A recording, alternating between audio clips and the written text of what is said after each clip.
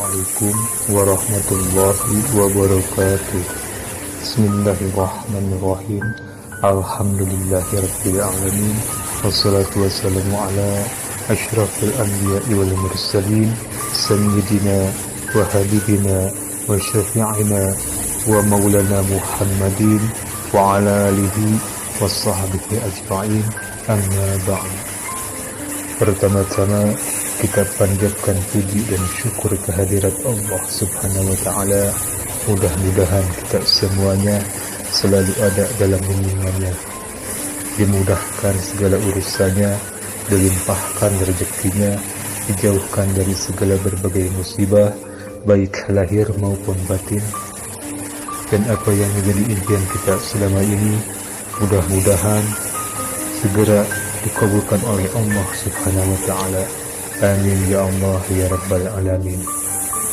Salawat serta salam semoga senantiasa tercurahkan kepada junjungan kita baginda Nabi Agung, Nabi besar Muhammad sallallahu alaihi wasallam.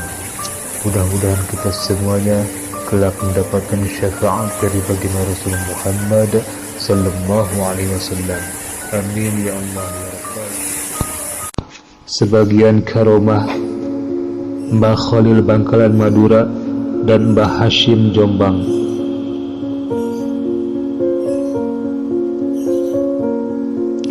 Ketika Mbah Hashim Asy'ari nyantri di Bangkalan Madura, beliau diberi tugas untuk mengurusi kuda milik Mbah Khalil, hingga kesempatan untuk mengaji pun tidak banyak. Suatu hari Mbah Khalil kedatangan tamu dari Jawa, dan kebetulan dia seorang kiai, namun santrinya tak banyak. Tak sampai ratusan, hanya puluhan saja. Setelah tamu ditanya keperluannya apa, lalu tamu tersebut mengutarakan keperluannya kepada Mbah Khalil.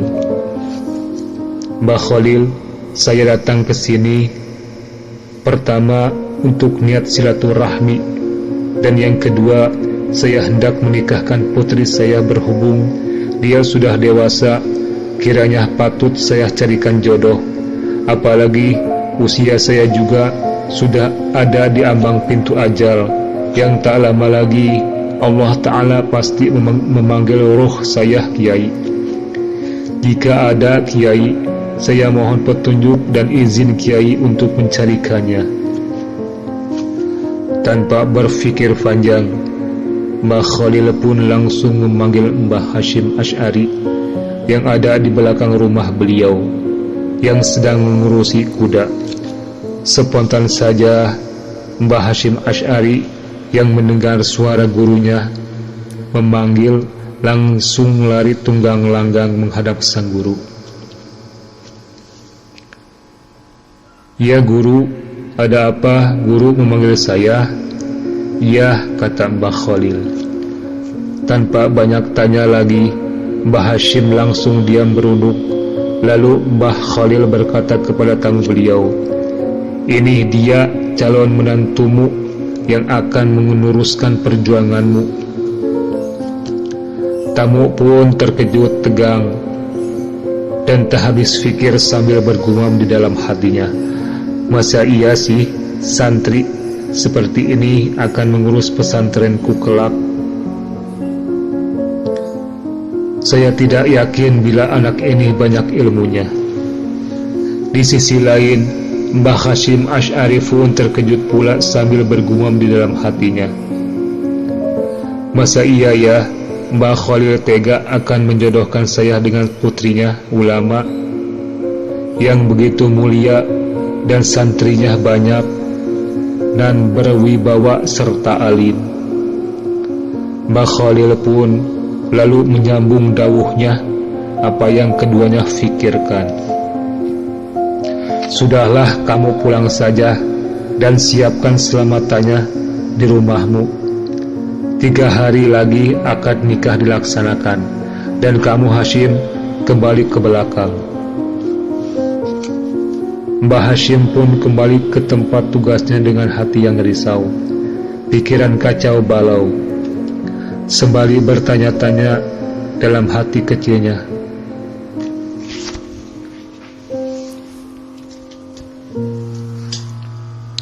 bagaimana saya bisa menjalani ini semua?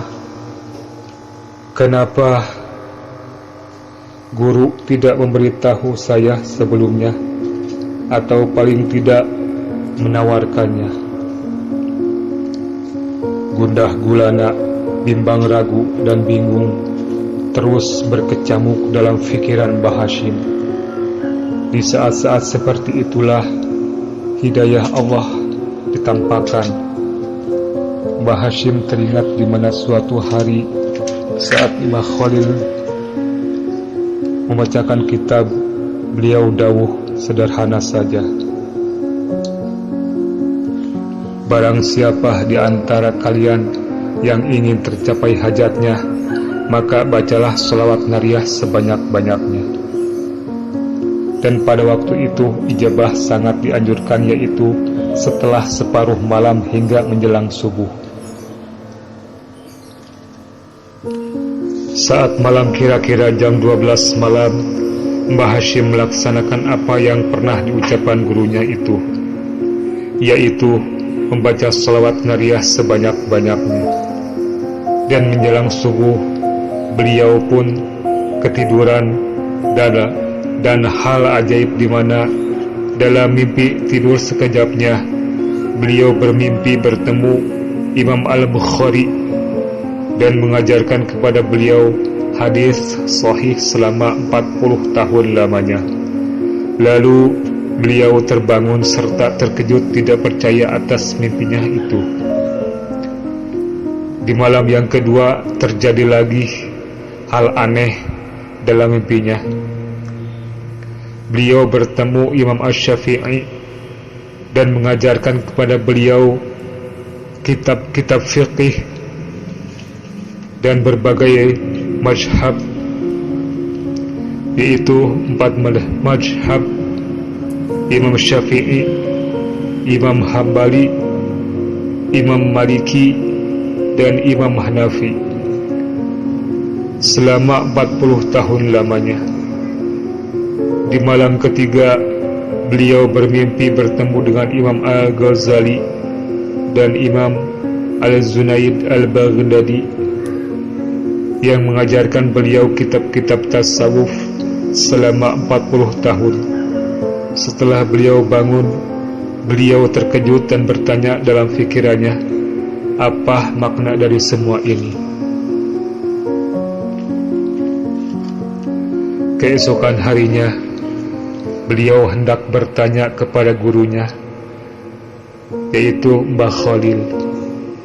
Namun tidak ada kesempatan karena beliau justru disuruh siap-siap berangkat ke rumah calon mertuanya untuk melangsungkan akad nikah. Lalu keduanya pun berangkat hingga di tempat tujuan langsung dilakukan akad nikah.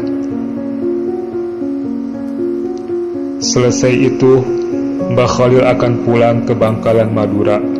Sepatah kata pun tak ada yang keluar terucap dari Mbah Khalil, mulai dari Bangkalan hingga sampai di tempat akad pernikahan. Baru Mbah Khalil hendak pulang, beliau dawuh kepada Mbah Hashim, lalu kepada mertuanya, dan disaksikan banyak santri dan tamu undangan. Mbah Khalil berkata kepada Mbah Hashim, "Hashim, jangan nyelewang-nyeleweng ya. Ibadah ikut yang dicontohkan Nabi melalui ulamanya, dan ikutilah ulamanya Allah agar selamat. Allah pasti bersamamu." Lalu Mbah Khalil berkata kepada mertuanya, "Mbah Hashim, jangan ragu dengan Hashim, dia sudah ngaji 120 tahun lamanya." Baik Mbah Hashim, mertua dan para tamunya tidak begitu paham serta kebingungan menafsiri dawuh Mbah Khalil. Mereka pikir ini gak masuk akal, kapan ngajinya sampai 120 tahun sementara usia beliau belum sampai 50 tahun. Lalu Mbah Khalil pun balik ke Bangkalan. Keesokan harinya, Mbah Hasyim Asy'ari diuji mertuanya, sembari ingin membuktikan sealim apakah menantunya yang dijagokan oleh gurunya itu.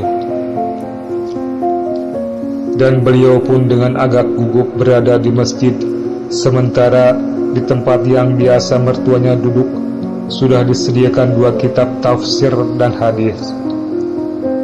Tanpa ditanya, si santri pun dan ustadz memberitahukan batas yang harus diajarkan dan dibaca. Nah, keajaiban pun dimulai tanpa harus menengok apalagi memegang kitabnya. Mbah Hasyim langsung membaca dengan fasih dan hafal di luar kepala serta membahasnya layaknya masyayikh yang sudah kenyang dengan segudang ilmu. Tak satu pun ada yang salah. Ustadz dan santri senior yang tidak yakin dengan kemampuan beliau pun menjadi takjub. Begitu pula mertuanya yang mengintip dari celah jendela rumahnya pun ikut takjub. Dan hari itu hingga seterusnya, Mbah Hasyimlah yang molang semua kitab-kitab klasik yang tebal dari berbagai cabang ilmu agama Islam. Itulah beberapa karomah Syekh Khalil Bangkalan Madura dan Syekh Hasyim Asy'ari Jombang. Mudah-mudahan kita semuanya mendapatkan limpahan rahmat dan kasih sayang dari Allah Subhanahu wa Ta'ala, dan mendapatkan syafaat dari para awliya, wali-wali Allah, terutama dari baginda Rasul Muhammad sallallahu alaihi wasallam. Karena barang siapa yang selalu menceritakan atau mendongeng-dongengkan kisah manaqib para waliullah, maka seketika itu juga akan turun rahmat dari Allah Subhanahu wa Ta'ala. Mudah-mudahan bermanfaat. Mohon maaf apabila ada kesalahan. Cukup sekian dan terima kasih.